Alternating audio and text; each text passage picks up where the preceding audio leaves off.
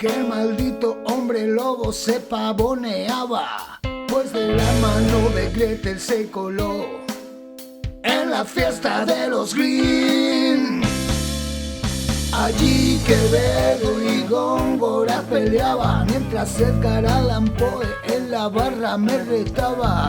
Heathcliff quiso mediar, pero apareció Bukowski que la volvió a liar.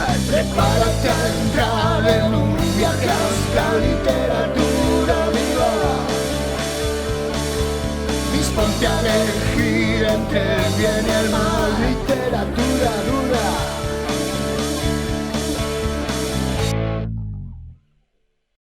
Carmen confecciona su vestido último en el cuarto C del número 42 de un piso en Zaragoza.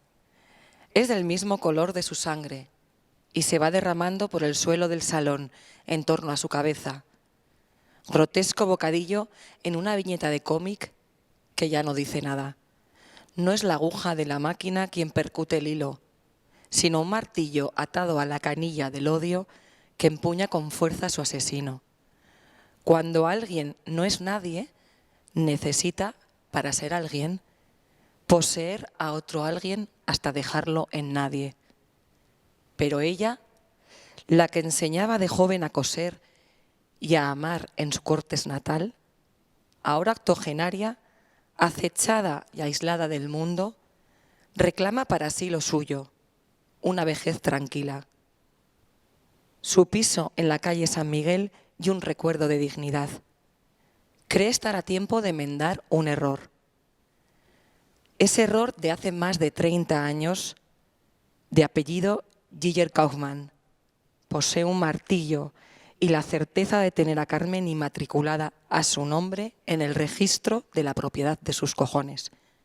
Tárdese de ti, Carmen, tú que mereciste mejor vida, mejor muerte y un poeta mejor que sepa cantar a tu memoria. Buenas tardes, ongi etorri. Bienvenidos a un programa más de Junta Letras. Este poema que os acabo de leer es de Pedro Rodríguez Rojo y pertenece a la iniciativa de poemas contra el femicidio. Son escritos por poetas y escritores navarros para cada una de esas mujeres que, por desgracia, ya no están aquí porque algún ser desalmado pues así lo ha querido. En este caso está dedicado a María del Carmen, que murió el 19 de diciembre en Zaragoza.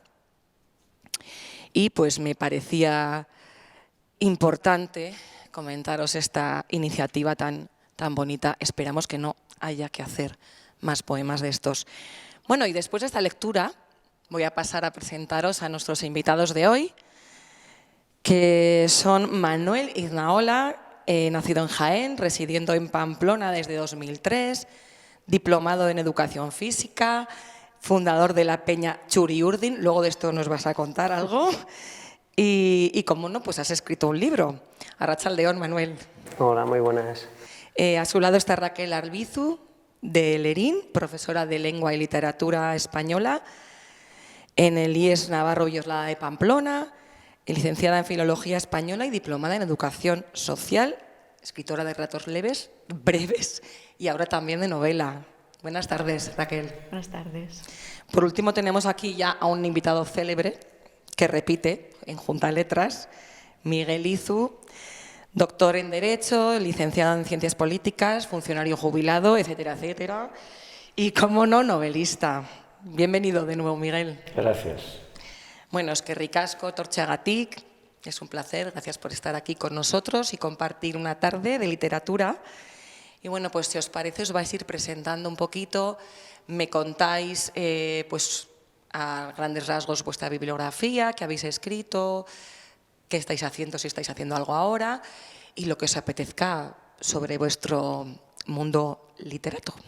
Manuel, si te parece, empiezas tú. Bueno, pues yo soy novato, es mi primer libro, que he tenido la suerte de que sale publicado en castellano y en euskera, gracias a la Mancomunidad de la Sakana. Y bueno, pues es un libro que trata sobre valores, sobre todo sobre el espíritu deportivo, que en una zona pues muy concreta de Navarra, en la zona de la Sakana, en el pueblo de Irurzun, pues en forma primero de unas pequeñas semillas que parecía que no iban a ser tan, bueno, no se sabía cómo iban si iban a tener mucho éxito o no, pues que fueron el Club Ciclista Reynolds, que desde luego sí que se puede dejar muy claro, está muy claro que el éxito fue impresionante, que triunfó. El Club Deportivo Sota de fútbol sala, que también a los hechos me remito, pues está clarísimo que sigue triunfando. Luego está el Club de Pelota de Irurzun, que ha sacado grandes pelotaris. Y luego hubo otras pequeñas semillas que igual no tuvieron tantísima repercusión, pero todas ayudaron a que en un momento dado pues fuesen saliendo diferentes deportistas, que son los frutos deportivos, ¿no? Con una cosa muy curiosa, que todos estos frutos, alrededor de más de 50 deportistas que localicé, pues todos habían estado en contacto con mi escuela, con el Colegio Tacondoa de Irurzun, o bien como padres o madres o antiguos alumnos de la escuela. Creo que es un caso muy peculiar, muy raro. Creo que en muy pocos sitios de toda España se da un pueblo donde hayan salido tantos deportistas y luego encima que hayan estado todos en contacto con mi escuela. ¿Será la chistorra de la zona? La chistorra, o yo suelo comentarlo, el espíritu deportivo de las dos hermanas, ¿no? Pues bueno, algo tiene esa zona cuando se vive con tanta pasión el deporte como se vivía y como se vive actualmente. Y luego también pues me animé a escribir pues después de estar 14 años trabajando ahí en Irurzun, pues porque me di cuenta que la gente joven desconoce el pasado deportivo del pueblo. Y me dio bastante pena, ¿no? Porque para mí los deportistas son pues personas a las que admiro, ¿no? Todos los deportistas, ¿no? De diferentes disciplinas, ¿no? Deportivas. Aquí en el libro se tocan 14 disciplinas deportivas diferentes, ¿no? Me parece que también son muchísimas. Entonces eso me entristeció, pues que personas pues como Pello Alzueta, José Antonio Martínez El Chapas, que estuvieron en la fundación del Reynolds, que ya fallecieron, pues la gente pues no los valora que al final se van perdiendo en el olvido, ¿no? Los hermanos Legarra también, pues son personas que marcaron la historia deportiva del pueblo y da pena que no se valore. Y luego el ver muchos deportistas caminando por el pueblo, y que también es cierto que muchos jóvenes ni los reconocen como deportistas ni los valora, cuando precisamente lo que son ejemplos de valores. Hoy en día, sobre todo, ¿no? Sí, se apoyaron en valores para progresar, para alcanzar éxitos deportivos, pero luego en sus vidas han puesto en práctica esos valores que adquirieron, ¿no? Entonces, yo al fin y al cabo lo que vendo con este libro es hábitos deportivos, que la gente haga deporte, que siga haciendo deporte, que los jóvenes pues cambien un poco esa cultura del buenismo que hay hoy día, pues que vuelvan otra vez un poco a la cultura del esfuerzo, que es lo que trajo grandes éxitos al pueblo de Irurzun. Que nos hace mucha falta, tanto sillón y tanto WhatsApp y tanto móvil. Creo que sí. Hoy en día la mejor forma de liberar la mente y de quitarte cosas de la cabeza es hacer ejercicio. Sí, hay muchos problemas hoy día entre muchísimos jóvenes con temas de saber afrontar bien el tema de la frustración. Creo que a través del deporte se puede trabajar eso perfectamente. Entonces, bueno, pues esa es mi idea. ¿Contento con el resultado?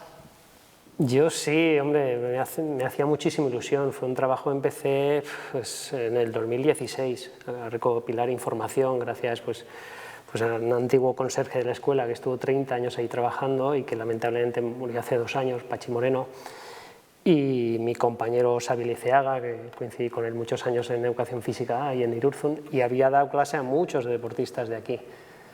Y luego pues hay anécdotas, 100.000 anécdotas divertidas que me han pasado en Irurzun, pues como cruzarme con Aitor Garmendia, que es un sensacional ciclista, fue un magnífico ciclista del Banesto, ¿no? Campeón del Tour de Francia con Indurain, y no lo reconocí, no sabía que era padre de la escuela.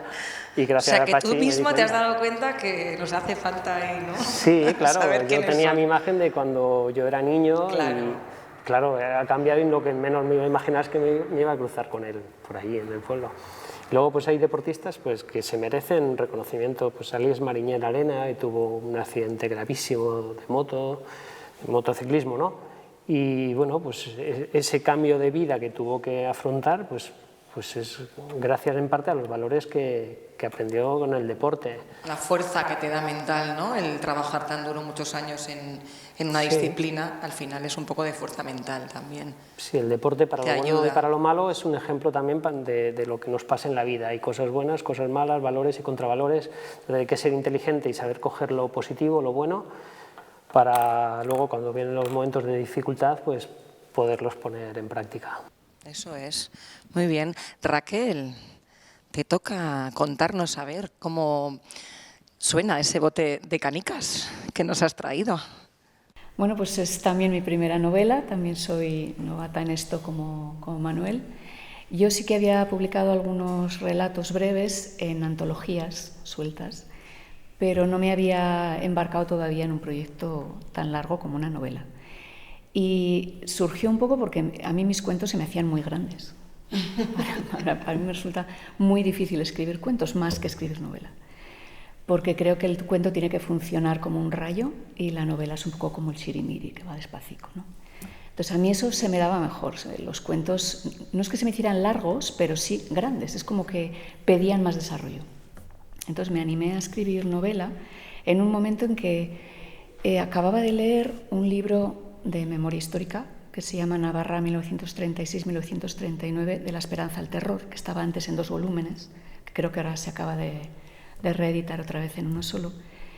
Y después de leer ese libro, a mí lo que más me llamó la atención fue el silencio. El silencio. Ahí viene pueblo a pueblo, pues cómo fue la represión en aquellos años, y me llamó muchísimo la atención que nunca me hubieran hablado de lo que había pasado en mi pueblo. Nadie. Es que es un poco tabú ese tema, yo creo. Yo jamás, también como dices tú, en mi familia he oído a mis abuelos contar nada de lo que pasaron en aquella época. Dices, madre mía, sí. Ni quejarse siquiera. O sea, es otra condición mental la que tenían ellos con la que nosotros ahora que nos quejamos por cualquier cosa, ¿no? Pero bueno, también un poco vergüenza, ¿no? Yo creo de... Pues a mí ese silencio me llevó un poco a explorar el tema de los secretos, que es un poco el tema de la novela. ¿Por qué guardamos secretos, ¿no? Porque no es solo tema de memoria histórica, tú puedes pensar por miedo, clarísimamente, por miedo, a veces por vergüenza también, otras veces puede ser por un sentimiento de culpa, otras veces por proteger a otros. Yo creo que a las generaciones siguientes no nos han contado muchas cosas por protección a veces, por lealtad, puede haber muchas motivaciones, ¿no? Entonces eso me llevó a explorarlo en 3 generaciones diferentes, que es un poco lo que aborda la novela. El protagonista es un chico, bueno, le pilla la crisis de 2012 estudiando en Madrid, un chaval de 22 años, y no puede seguir estudiando porque no tiene con qué. Su familia, la familia que le queda son 2 mujeres, su madre y su abuela, que viven en una granja apartada del pueblo, de un pueblo que ya de por sí es pequeño y está apartado de la ciudad. Es decir, un aislamiento doble, ¿no? Entonces él, cuando llega después de muchos años fuera estudiando, es cuando empieza a ser consciente de que su madre y su abuela nunca van por el pueblo. Y empieza a investigar pues, los secretos que guarda una, que guarda la otra, y se tiene que enfrentar pues, a secretos de su infancia con los que no había vuelto a enfrentarse. Y ahí es donde esas motivaciones que yo había explorado un poco en el tema de los secretos van saliendo, no de manera explícita, pero sí me gustó mucho trabajarlo en lo que es la motivación de los personajes.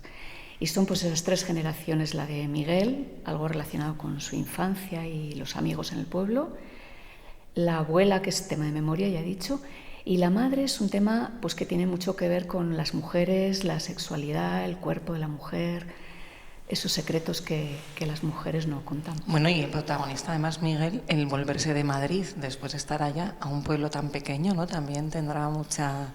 Sí, pues me inventé un pueblo, que eso me gustó mucho hacerlo.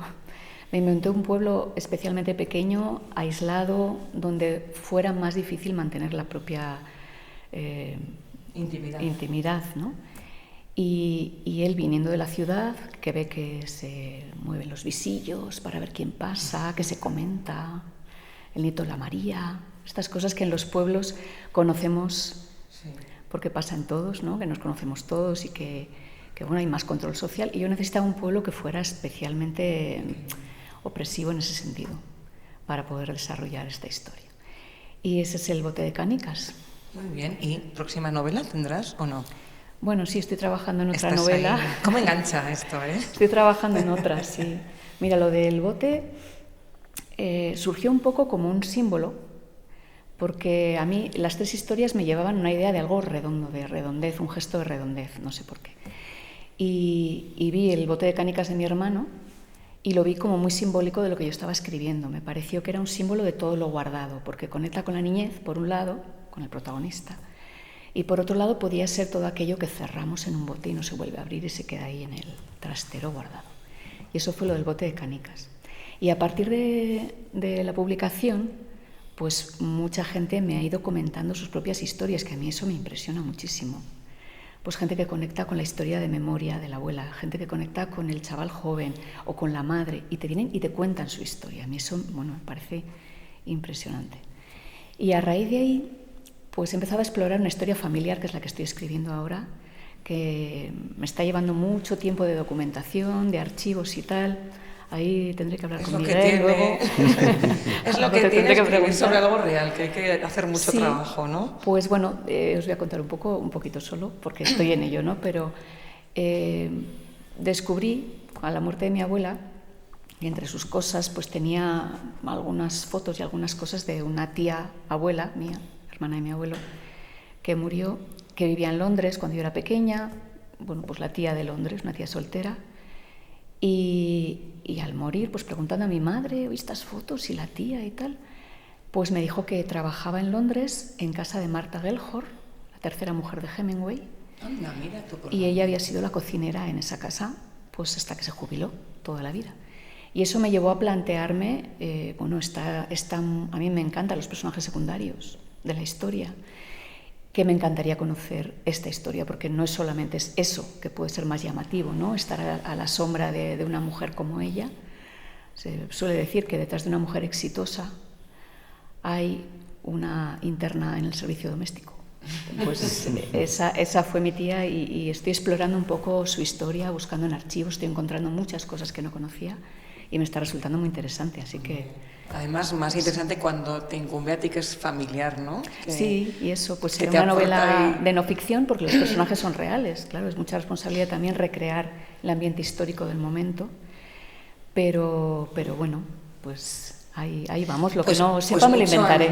Mucho ánimo y que vaya muy bien.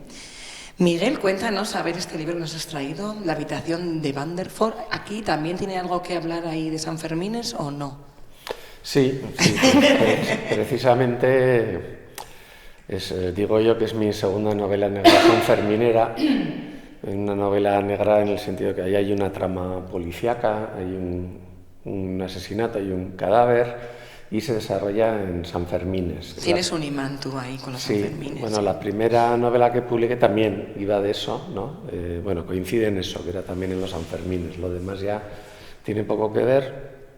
Pero esta novela también tiene que ver mucho con la historia. De hecho, se me ocurre después de haber publicado otro libro que no era novela, era ensayo, Hemingway en los Sanfermines, ¿no? Entonces, bueno, pues estuve explorando precisamente eso, las visitas de Hemingway, su vida, su relación con Pamplona, los Sanfermines de aquellas épocas y demás, ¿no?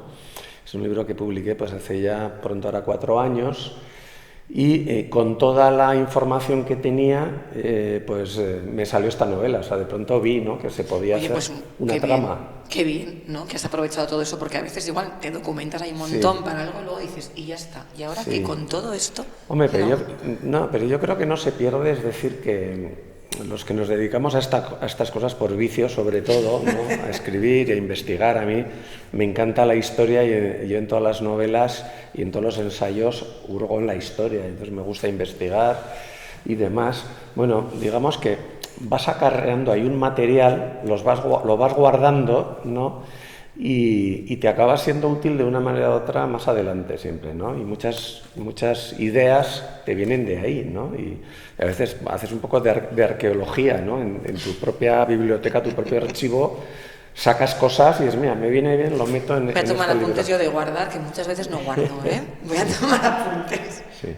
Y entonces, bueno, pues eso, me salió de todo lo que había ido yo investigando y escribiendo sobre los Sanfermines, ¿no?, que he estado muchos años publicando cosas sobre los Sanfermines, ¿no? Y entonces, bueno, y además aquí sí que puedo decir que fue como una inspiración. No creo yo mucho en la inspiración, más como decía Edison, le atribuyen, ¿no?, que cualquier hallazgo es un 90% de transpiración y solo un 10% de inspiración, no hay que trabajar. Pero aquí sí que, o sea, lo recuerdo como cuando ya estaba acabando ese libro de Hemingway en los Sanfermines, de pronto un día tuve esa idea, ¿no? Y digo, oye, con todo lo que tengo aquí guardado, puedo montar una trama policíaca, una novela ambientada en los Sanfermines que puede ser interesante, ¿no? Y entonces, O sea, bueno, que pues está en aquella época ambientada realmente. Bueno, esto está ambientado en los Sanfermines del año 2019. Ah, bueno. O sea, no es una novela histórica en el sentido de que se desarrolla en la actualidad. Bueno, eran los últimos Sanfermines antes de la pandemia, luego vino 2 años de parón, ¿no? Lo que pasa es que hay continuas referencias, ¿no?, al pasado, básicamente a Hemingway, que aparece en la portada del libro, ¿no?, porque arranca esto con un cadáver que aparece en la habitación de un hotel de Pamplona, donde se dice que se alojaba Hemingway, y es de una persona que sí tiene alguna lejana relación con Hemingway. Entonces la policía, cuando empieza a investigar, pues ve que hay una relación, ¿no?, con cosas de 50, 60 años atrás, ¿no? Que es Van de Ford. Van de Ford, que no diremos quién es, hay que leerse la novela, de ese pero señor. es otro personaje. Y efectivamente hay muchos personajes reales también aquí. Van der Ford era un personaje real, Hemingway un personaje real y unos cuantos más, ¿no? Pero bueno, lógicamente la trama es de ficción y la gracia de este tipo de libros pues es eso, ¿no? Ensamblar hechos ficticios, hechos reales, que no se note cuáles son de verdad y cuáles son de mentira, que el lector no lo tenga muy claro, lo tengamos un poco engañado, luego se pregunte, pero de todo esto que me han contado, no, bueno. Que es verdad y que no, ¿no? Exacto, ¿no? Entonces, bueno, pues eso es, ¿no? Pero vamos, básicamente es una novela policíaca donde hay que investigar un asesinato y lo hacen 3 personas. Es una narración a 3. Hay un inspector de la Policía Foral, una subinspectora de la Policía Foral y un norteamericano que es profesor de literatura especializado en Hemingway, de esos que vienen todos los años a Sanfermines, ¿no? Entonces, bueno, les reparto un poco la narración, cada uno da su punto de vista. Muy bien, eso además le da otro, ¿no? Así tienes varios aspectos de donde mirar ahí la novela. ¿Y estás trabajando ahora en algo, Miguel? Porque pues, bueno, este año pasado has presentado Habitación de Van de Ford y has presentado también, sí, ¿qué otra novela? Retorno a Balincourt. Retorno a Balincourt, que con esta fue la del premio... Sí, me dieron el premio Black Mountain Bosost, que es un festival de novela negra en Bosost, que es un pueblo del Valle de Arán, en Cataluña. Sí. Por eso coincidió, se publicaron las 2 casi a la vez, que en fin, no es lo ideal, ¿no? Lo ideal es separarlas, pero bueno, el premio era la publicación y también salió en la primavera pasada, salieron estas 2. La otra sí que es una novela histórica pura, porque se desarrolla más o menos en la época de entreguerras, la Guerra Civil y la Segunda Guerra Mundial. Sí, entonces, bueno, yo sigo con la historia, que es lo que me gusta. ¿Qué es lo que te gusta, hombre? Y sigo escribiendo cosas. De hecho, el mes que viene sale otro libro. Este no es novela, sí que es de historia, un ensayo histórico. Y también, bueno, cosas que pasaron aquí en Pamplona ya por el año 36. Bueno, si queréis saber algo de Pamplona, preguntarle a Miguel, que lo sabe todo, ya os lo digo. Bueno, ahora os voy a hacer unas preguntas así sencillitas, tranquilos, podéis contestar cada uno cuando quiera, el que quiera. Me gusta un poco conoceros, ¿no? Cómo escribís, cómo hacéis las cosas. Normalmente sabéis el final de un libro cuando comenzáis a escribir, o un relato, lo que hayáis escrito. ¿Os parece principal a la hora de empezar la obra tener claro el final o no? ¿O os dejáis un poco ahí que os lleve? ¿Cómo lo hacéis? Bueno, en tu caso, Manuel, pues igual. Bueno, en mi caso, claro, al ser un ensayo es un poco más trabajo de investigación, pero sí que al final, pues como en los cuentos, ¿no? Te gusta dejar como una moraleja y una conclusión ahí.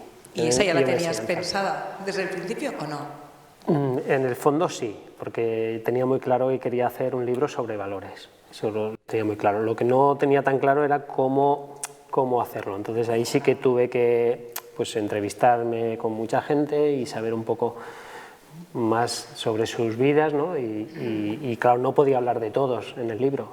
sí que al final del libro hay un poco, en plan esquematizado, pues salen todos los deportistas, pero solamente cuento las historias que me encajaban con los diferentes valores que quería trabajar. ¿Tú, Raquel, el principio y final de esta obra la sabías o no? Sí, sí, lo sabía. Además es que, bueno, fue cambiando un poquito a medida que escribía, porque la escritura siempre te sorprende y salen cosas que no pensabas. Pero la escena final la tenía clara, la escena final sí, esa. Justo lo de antes de la escena final igual no, se fue modificando. Pero cómo va a terminar lo tengo claro. Bueno, tenía más o menos una idea completa de la novela, pero luego cambió. Claro. Cambió porque cuando escribes pues entran cosas de lo que estás viviendo en la novela y entran y ya está. Y hace que modifiques alguna cosa. Pero la idea general sí, y la escena final desde luego, sí. Miguel lo sabía, ¿a que sí? Bueno, este es un tema muy clásico que siempre se pregunta, ¿no? Escritores de brújula, escritores de mapa. El de brújula es el que coge la brújula y dice para el norte, no sabe a dónde va, pero va para el norte, ¿no? Bueno, yo me considero brújula, pero el principio y el final no me todo claro, ¿eh? Sí. ¿Hacia dónde voy?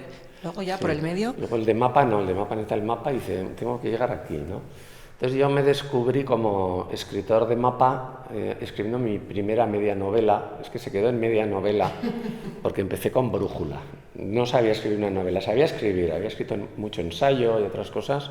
Entonces empecé así, ¿no? Y me quedé empantanado. Ahí a mitad no supe seguir y entonces para la segunda, que esa sí ya fue una novela entera porque la acabé, para las siguientes ya me di cuenta que yo necesito el mapa, es decir, que necesito saber a dónde voy y por dónde tienes que ir, ¿no? Entonces yo no le veo demasiada diferencia cuando yo escribo ensayo, que normalmente también empiezo por el índice, ¿no? Bueno, las novelas no llevan índice, pero casi, ¿no? Pero casi, ¿no? Pero el índice de un ensayo es, bueno, los temas que voy a tocar son este, ¿no? Y cuando tienes claro, empiezas a escribir. Entonces yo cualquier novela ya también la empiezo así, ¿no? Es decir, una trama, la historia la sabes, ¿no? Más o menos empieza así y tal, y si es una novela negra, que es el género que a mí me gusta más escribir, sabes quién es el asesino, O sea, no dices, bueno, ya veremos, no, tienes que saber, ¿no? Si es el mayordomo o no es el mayordomo, bueno. Y luego también una lista de los personajes, ¿no? Y ya los tienes descritos, y tienes la ficha de cada personaje, sabes lo que va a hacer y demás, ¿no? Y a veces incluso ya la estructura de capítulos, ¿no? Pues mira, en el capítulo 1 aparece que no dejas al azar casi prácticamente nada. Pero una vez que tienes todo eso, todavía sí. Queda mucho trabajo por delante, ¿no? Ya. Pero bueno, entonces es cuando ya empiezas a escribir. Y luego, mientras escribes, pues a veces metes cambios, es decir, que ese índice lo cambias. No tienes por qué seguirlo a rajatabla, claro, no te claro, puedes. Hombre, es que quitas un capítulo, añades otro. Si te surge algo mejor de lo que tenías pensado. Matas algún personaje más de los que pensabas, te aparece uno nuevo, alguno que era secundario se convierte en protagonista. Esto me pasó en este libro, La habitación de Van der Voort, que primero lo iba a narrar uno, luego ¿Y te gustaron uno segundo empezó a dar codazos, yo también quiero hablar, y una tercera, más codazos todavía, dice, yo también quiero contar mi parte, entonces acabé, ¿no? Entonces, eso ya es cuando te pones a escribir, ¿no? Pero yo sí, yo soy de mapa, me da envidia esa gente que dice que escribe con brújula, que en el primer capítulo no tiene ni idea de lo que va a pasar, incluso algún compañero nuestro, Jon Arretxe, dice que él se va enterando de lo que pasa al mismo tiempo que sus personajes, porque si no se aburre. Entonces lo que le divierte es al mismo tiempo que el personaje va por ahí y le pasan cosas, sabe él. Bueno, yo un poco parecido, igual no tanto, pero sí, pero soy más de ahí. Cuando escribimos normalmente, además de la satisfacción, ¿no?, de terminar la novela o el libro que hemos hecho, pues nos aporta muchas otras cosas. ¿Qué os aporta a vosotros estos libros que habéis sacado? ¿Qué os han aportado? ¿Qué habéis aprendido o qué le habéis sacado al libro? Pues no sé, a mí, por ejemplo, me sirvió de evasión, sobre todo de evasión, porque, bueno, la época de la pandemia fue un poco complicada para todos, ¿no? Pero en mi caso pues tuvimos una circunstancia familiar pues bastante desagradable, que por suerte ya va todo bien. Pero es verdad que yo me agarré al libro un poco pues para evadirme, sí, distraerme, tener la cabeza activa y para sacar pues un sentido positivo a las cosas, ¿no? Entonces a mí en concreto pues me vino muy bien, fue una gran terapia escribir. Siempre, yo creo que en terapia siempre, ¿no? Raquel, ¿tú qué es lo mejor que has sacado de este? Bueno, yo me lo pasé muy bien escribiendo, porque yo eso también tenía el mapa completo de lo que tenía que pasar, pero cuando te pones a escribirlo, aunque sepas lo que tienes que escribir en ese capítulo, digamos que la escritura es creativa y te sorprende y un personaje toma la palabra y dice cosas que tú no pensabas que iba a decir, pero lo ha dicho él. Y eso es muy bonito de vivirlo. El que nos oiga dirá, estos están colgados. ¿Cómo que dice el personaje? Verdad. Lo escribes tú, perdonas tu cabeza. Es verdad. ¿No? Sí. Hay una anécdota que siempre cuento en las presentaciones, pero es que es muy ilustrativa de esto. Yo estaba un día escribiendo, se habían ido mis chicos a jugar baloncesto y a la vuelta me dicen, ¿qué tal? Y les dije, pues ha salido un perro. ¿Cómo lo habrás puesto tú? Y no, ha salido. O sea, en la escritura ha salido y no estaba previsto y luego tiene su importancia, ¿no? Y tuvo su desarrollo sin haberlo pensado, ¿no? Entonces eso es muy bonito, el momento de la magia de la escritura a partir de todo el trabajo previo, claro, de haber hecho personajes, porque ese personaje no hubiera hablado así, sino previamente yo no le hubiera hecho una entrevista a fondo. Bueno, antes de empezar. Y luego lo que me ha dado la publicación, un poco lo he dicho antes, es la conexión con la gente, porque yo antes, bueno, había publicado cositas pequeñas, pero el ver cómo a los lectores les llega algo que tú has escrito y que lo hacen propio y lo recrean y se convierte en otra novela en cada uno de los lectores, eso es muy impresionante. Y es muy bonito verlo y, no sé, el feedback que te dan, pues es muy bonito. Ha traído mucha alegría además, porque salió justo pues cuando estábamos en la pandemia. Y mis amigas decían, vamos a dejar de hablar del virus para hablar del libro. Entonces, bueno, pues... Así tenemos otro tema que tocar. Sí. ¿A ti, Miguel, qué te ha aportado tu libro? Bueno, yo también escribo por hobby, por vicio, por necesidad. Bien, ¿no? Pero bueno, este libro... Mira, este en particular, pues me ha enseñado algo más de escribir. A ver, yo creo que todos los escritores somos aprendices de escritores, ¿no? O sea, que vamos aprendiendo todos los días a escribir, ¿no? Pero mira, este en particular, lo de tener varias voces, porque no lo había hecho. Tenía yo novelas en tercera persona, novelas en primera persona, pero este, como te digo, es el que me ha salido a tres voces, ¿no? Y me ha salido, porque empecé a oír las voces, eso los que nos oigan dirán, están locos todos que oyen voces. Oyen voces. ¿Qué te has tomado, mi chico? No, pero yo creo que, a ver, que todos tenemos la experiencia, oímos a los personajes, nos hablan, a ver, sabemos que no existen. Son voces nuestras, o sea, en realidad nos estamos escuchando nosotros, ¿no? Pero aprendemos mucho oyendo esas voces ahí, ¿no? Entonces, bueno, aquí eso me empezaron, unos personajes que yo no les iba a dar voz, pero me empezaron a hablar, ¿no? Y entonces acabé con tres voces, entonces esto es un recurso distinto. Y una voz, además, era una voz femenina, ¿no? Y entonces tuve que hacer el ejercicio de decir, bueno, a ver, entonces, ¿cómo habla una mujer? Porque yo siempre... Cuando hablaba en primera persona, pues un nombre, y a ser posible de mi edad, y así lo tengo claro, ¿no? Y entonces aquí era una mujer, además una mujer bastante más joven que yo. Entonces el esfuerzo ese de decir, bueno, ¿cómo habla una mujer de 30 y tantos años que no puede hablar conmigo, no puede pensar como yo, no puede decir las mismas cosas? Entonces, bueno, pues es un esfuerzo. Entonces primero tengo que oír... No ya mis voces interiores, tengo que ir fuera, es decir, ¿cómo hablan las mujeres de esa edad? Es que claro, currarte un personaje que sea parecido a ti es más sencillo. Es muy fácil, claro, porque tiras de ti mismo, pero... Eso entonces yo aquí he hecho ese esfuerzo, que está muy bien, he aprendido mucho, pero en próximas novelas igual no lo vuelvo a hacer porque es duro. Entonces volveré a poner a un señor de mi edad, claro, de Pamplona, que es más sencillito. Sí. Mis protagonistas siempre son mujeres. Claro. No por nada, sino también porque, aparte de porque me gusta que sean mujeres, porque es más sencillo para mí. Claro, obviamente. Sí. Es así. Y te va a quedar mejor, seguro. Seguro. Una última preguntita, que era la pregunta del millón, es verdad. ¿Qué os parece más importante? ¿Que vuestros lectores comprendan la historia, lo que queréis transmitir? ¿O que les guste y la compren? Hombre, yo creo que lo más importante es que conecten con la historia. A mí eso me parece importantísimo. Y claro, si a través de ello pues consiguen extender un poquito más pues el tema del deporte, pues muchísimo mejor. O sea, el tema es que aprendan algo a través de este libro. Eso es lo que a mí me parece primordial. Luego si lo compran, pues obviamente mejor Claro, que hombre. mejor. Y, De eso es lo que se trata. Pero bueno. me animaría a seguir escribiendo, obviamente, claro. Creo. A ti, Raquel, bueno, sí, ya casi nos lo has dicho, porque como tus lectores hacen su propia... Pero si no hubieran entendido, te habría dado lo mismo, aunque hubieran dicho, ay, pues me ha gustado muchísimo, sin más. No, pero no te hubieran A mí contado toda su experiencia. Y... A mí me parece muy bonito esa conexión, ¿no? Es un poco la conexión que tenemos como lectores cuando lees una novela que te engancha y es porque te identificas de algún modo con algún personaje o con la historia. Entonces, que pase eso con algo que tú has escrito es muy bonito. Eso es a mí lo más me gusta. ¿A ti, Miguel? ¿Es más importante que se diviertan o que no? Hombre, a ver, se lo tienen que pasar bien, porque si no dejarían, en la página número 7 lo dejarían, ¿no? Entonces es el reto de que se lo estén pasando bien, disfruten la historia y lleguen hasta el final.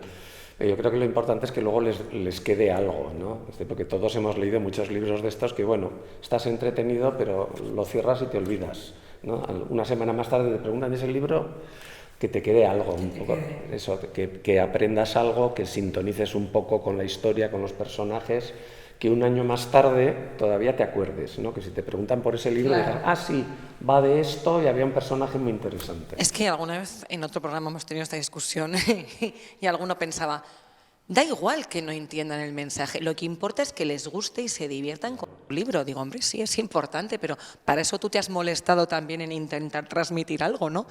A mí me daría un poco de rabia, la verdad, que no pillaran ahí. Pero bueno, pues chicos, ha sido un placer, ¿eh? Millasker, de verdad, gracias por acompañarnos esta tarde. Y ya se ha pasado la hora, se pasa volando. A los que estáis en casa, muchas gracias, como siempre, por continuar ahí. Apuntaros estos títulos que tienen que estar en vuestra biblioteca, pero ya. Y bueno, hasta el próximo capítulo de Junta Letras. Agur.